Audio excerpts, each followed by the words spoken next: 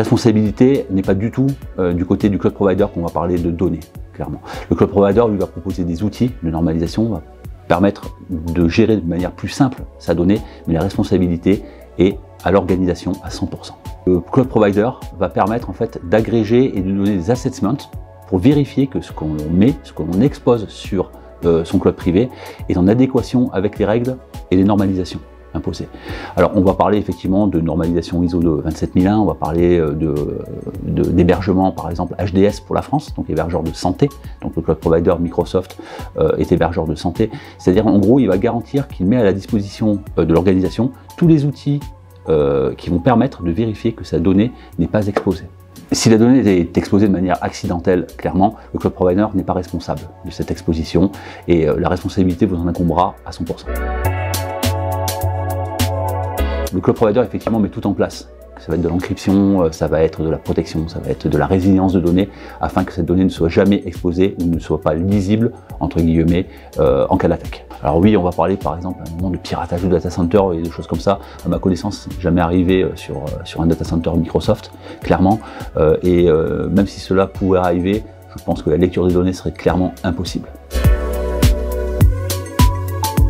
Le cloud provider, Azure par exemple, va vous permettre de disposer d'outils de résilience de votre donnée. D'accord ? Bien sûr, plus vous montez dans la résilience, plus les coûts sont chers. Mais c'est à votre choix et à votre seul choix d'utiliser ou pas ces outils-là. Donc, si vous ne mettez pas en place de résilience, de la sauvegarde par exemple, du PRA, de la géoréplication d'informations entre deux data centers, Microsoft par exemple, Azure ne sera pas responsable de la perte de votre donnée.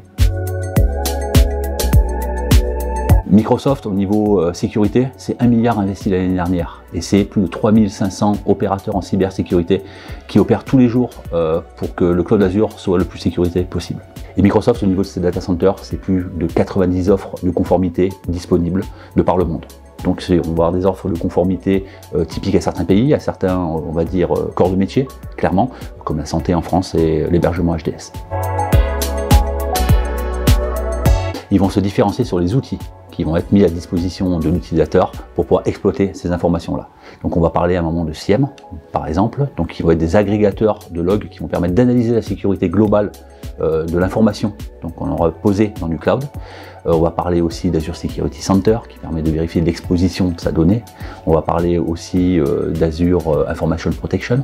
Donc ce sont des outils qui vont permettre effectivement aux organisations de bénéficier d'une sécurité accrue et de vérifier surtout s'ils sont conformes aux attentes.